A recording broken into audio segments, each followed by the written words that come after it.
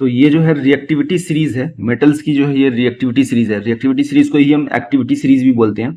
तो इससे हमें पता ये चलता है कि कौन सा मेटल जो रहता है, जब उसको हम किसी मेटल्स को जब वाटर के साथ रिएक्शन कराते हैं या स्टीम के साथ या फिर एसिड के साथ रिएक्शन कराते हैं, तो कौन ज्यादा रिएक्टिव होता है, कौन कम रिएक्टिव होता है, रिएक्टिव है। तो उसके अकॉर्डिंग हमने क्या किया कि इस सारे मेटल्स को हमने एक सीरीज में हमने अरेंज कर दिया है डिक्रीजिंग ऑर्डर में, यानी कि जो मेटल सबसे ऊपर है वो सबसे ज्यादा रिएक्टिव है। जैसे जैसे हम नीचे आएंगे उसकी रिएक्टिविटी क्या होती है, कम होती जाती है। तो यहाँ पर हाइड्रोजन के रेफरेंस में हमने देखा कि जितने मेटल जो है वो हाइड्रोजन से ऊपर है वो ज्यादा रिएक्टिव है, हाइड्रोजन से ज्यादा रिएक्टिव है। ये हाइड्रोजन से जो नीचे है वो कम रिएक्टिव है। ठीक है, तो ये रिएक्टिविटी सीरीज ये आपको याद होनी चाहिए क्योंकि इसका बहुत ज्यादा इस्तेमाल होने वाला है। सबसे ऊपर है सोडियम, फिर सबसे ऊपर पोटेशियम, फिर then sodium, calcium, magnesium, aluminium, zinc, iron, tin, lead, फिर हाइड्रोजन है, फिर कॉपर है, मरकरी है, सिल्वर है और गोल्ड है। तो मेटल देखिए, आपको मेटल का नाम भी याद होनी चाहिए, जो भी जितने भी एलिमेंट है उसका नाम भी याद होनी चाहिए, उसका सिंबल भी याद होनी चाहिए। सबका कम से कम 1 से 20 तक का आप जो है एटॉमिक नंबर याद कर लें और उसका सिंबल के साथ याद कर लें, जो भी एलिमेंट है। बाकी उसके अलावा भी 2-4 की जरूरत और पड़ती है, तो वो आप पढ़ते पढ़ते, जैसे कॉपर है, सिल्वर है, गोल्ड है, तो ये पढ़ते पढ़ते आपको ये याद हो जाएगा। तो ये रिएक्टिविटी सीरीज है, ठीक है। तो जो सबसे ज्यादा ऊपर है वो सबसे ज्यादा रिएक्टिव होता है, वो रिएक्टिव मेटल है। तो इसका हम इस्तेमाल देखेंगे कैसे इसका इस्तेमाल होता है, कहाँ पर रिएक्शन होता है। गोल्ड जो होता है वो बहुत कम रिएक्टिव होता है, गोल्ड इज लिस्ट रिएक्टिव होता है, ठीक है। इसलिए देखते हो कि जो गोल्ड की जो ज्वेलरी होती है जल्दी खराब भी नहीं होती है, इस्तेमाल करने पर भी उसमें रस्टिंग वगैरह जल्दी नहीं होता है, रस्ट नहीं लगता है। तो इस रिएक्टिविटी सीरीज में देखो नीचे भी है ये, गोल्ड सिल्वर रिएक्टिविटी सीरीज में नीचे है, तो ये जल्दी रिएक्ट नहीं करता ये। बाकी जो पोटेशियम सोडियम इसे बहुत जल्दी रिएक्ट कर जाता है।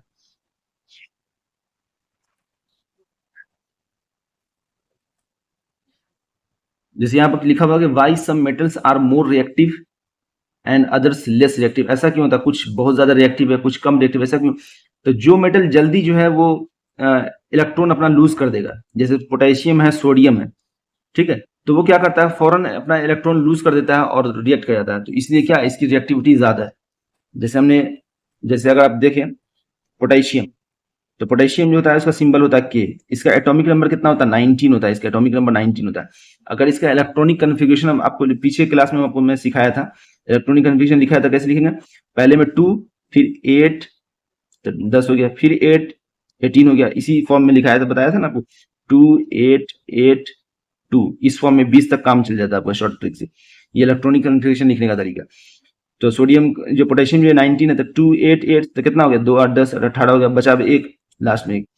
तो लास्ट सेल में एक है, तो ये क्या चाहेगा, एक इलेक्ट्रॉन लूज करना चाहेगा, इलेक्ट्रॉन लूज कर देगा तो इसका क्या होगा, ये स्टेबल हो गया, तो फौरन ये लूज कर देता है। इसलिए क्या होता है, लूज करने के बाद वो रिएक्शन कर जाता है दूसरे, चूंकि आयंस की फॉर्म में हो गया ना, अब ये किसी से रिएक्शन हो जाएगा, तो इसलिए ज्यादा रिएक्टिव होता है।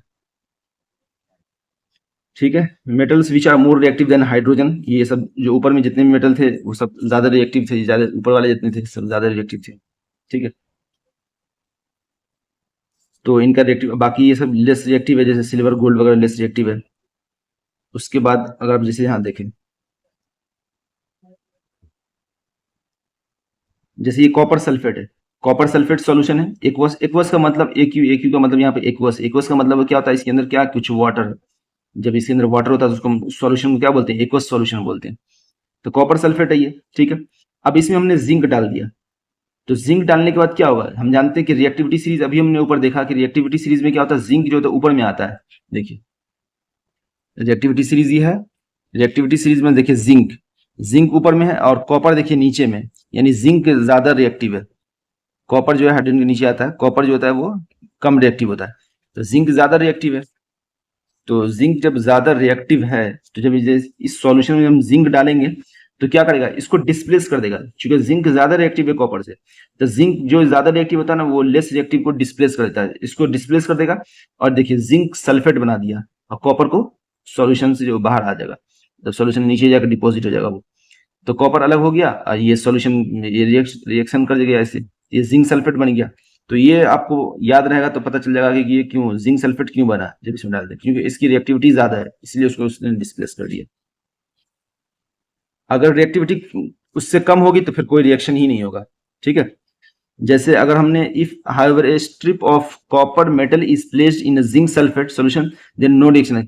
अगर जिंक सल्फेट का सॉल्यूशन है, जिंक सल्फेट है ZnSO4 है, उसमें हम कॉपर डालते हैं तो कॉपर लेस रिएक्टिव है, तो कॉपर स्ट्रिप डालेंगे भी तो कोई रिएक्शन नहीं होगा, ठीक है। उसी तरह अगर आप सिल्वर मेटल भी अगर डालेंगे कॉपर सल्फेट में तब भी वहां कोई रिएक्शन नहीं होगा, क्योंकि सिल्वर क्या होता है, कॉपर से भी कम रिएक्टिव होता है। तो सिल्वर का जब आप स्ट्रिप डालेंगे उसके अंदर तो कोई रिएक्शन नहीं होगा, क्योंकि उस लेस रिएक्टिव है। तो इसलिए आपको ये पता होनी चाहिए। जैसे यहाँ कॉपर है, आयरन है, हम जानते हैं आयरन ज्यादा रिएक्टिव होता है, आयरन ऊपर में था, कॉपर कम होता है, तो फौरन क्या होगा, आयरन जो है तो इसको डिस्प्लेस कर देगा, FeSO4 बन गया, तो फेरस सल्फेट बन गया और कॉपर अलग हो गया। तो इस तरह से आपको याद होगा तो आपको पता चल जाएगा, ठीक है। बाकी यहाँ पर और भी एग्जाम्पल सब दिया हुआ है, ठीक है। Reaction of metals with chlorine, metal का रिएक्शन जब क्लोरीन के साथ कराते हैं तो क्लोराइड बनता है। जैसे सोडियम है, क्लोरीन के साथ रिएक्शन किया, क्लोराइड बना देगा NaCl। सोडियम की वैलेंसी भी 1 होती है, 281, एक निकाल देगा तो वैलेंसी 1, एक लूज किया तो एक वैलेंसी। अब क्लोरीन की 17 होती है, एटॉमिक नंबर 17 होता है, तो इसका लिखेंगे एटॉमिक कन्फिगरेशन 287 होगा, 2 8 10 7 17 287। तो वो 7 की वजह से क्या था, वो एक इलेक्ट्रॉन उसको मिल जाएगा तो 8 हो जाएगा, स्टेबल हो जाएगा वो, तो एक लेना चाहेगा वो, और ये एक देकर स्टेबल हो जाता है, तो दोनों को NaCl हो गया, इसलिए इसका फॉर्मूला NaCl हो गया। Na2 वगैरह का चक्कर नहीं है, Na2 या Cl2 नहीं, NaCl। अब बाकी ये जो दो है, ये दो मॉलिक्यूल्स है NaCl का, ये बैलेंस करने के लिए हम लगाते हैं। Reaction of metals with hydrogen, hydrogen के साथ जब रिएक्शन कराते हैं मेटल का तो क्या होता है, most of the metal do not combine with hydrogen, only a few reactive metals, like जो रिएक्टिव मेटल्स है वही हाइड्रोजन के साथ रिएक्शन करते हैं, जो ऊपर में रिएक्टिविटी सीरीज में जो ऊपर में थे, तो वो हाइड्राइड बनाते हैं। जैसे सोडियम है, हाइड्रोजन के साथ रिएक्शन करेगा तो सोडियम हाइड्राइड बन जाएगा, सोडियम की वैलेंसी भी 1, हाइड्रोजन की वैलेंसी भी 1 होती है, ये एक इलेक्ट्रॉन लूज करेगा, ये एक इलेक्ट्रॉन गेन करेगा, हाइड्रोजन की वैलेंसी भी 1 होती है। तो हाइड्रोजन की जो एटॉमिक नंबर क्या होता है, 1 होता है, तो इसका लिखेंगे सिर्फ 1, तो इसको एक इलेक्ट्रॉन मिल जाएगा, तो 2 भी क्या होता है, स्टेबल होता है, डुप्लेट या ऑक्टेट का फॉर्मूला होता है, 2 भी आएगा तब भी स्टेबल होगा, 2 सिर्फ इसके केस में, हाइड्रोजन हीलियम केस में, बाकी सब जो ऑक्टेट रूल को फॉलो करता है 8 पर स्टेबल हो जाता है। तो इसको एक इलेक्ट्रॉन मिल जाएगा तो ये स्टेबल होगा, तो सोडियम NaH हो गया, एक इलेक्ट्रॉन देगा, एक इलेक्ट्रॉन लेगा, तो सोडियम हाइड्राइड हो गया, ये भी स्टेबल हो गया, ठीक है। तो इस तरह से आप देख लिए। कैल्शियम हाइड्राइड, कैल्शियम की वैलेंसी 2 होती है, 2 इलेक्ट्रॉन देगा तो इसलिए 2 हाइड्रोजन चाहिए, इसलिए CaH2 है, 2 इलेक्ट्रॉन लूज करता है। अब बाकी नेक्स्ट लेक्चर में हम देखेंगे chemical properties of non metals की क्या केमिकल प्रॉपर्टीज होती है, वो हम अच्छे से समझेंगे, ठीक है।